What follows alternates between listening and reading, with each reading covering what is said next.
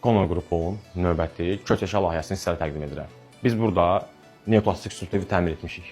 Yerlərdə istifadə olunub pal ağacından hazırlanmış parketdən, divarlarda istifadə olunub venesyankadan və tavamızda istifadə olunub alçıpandan.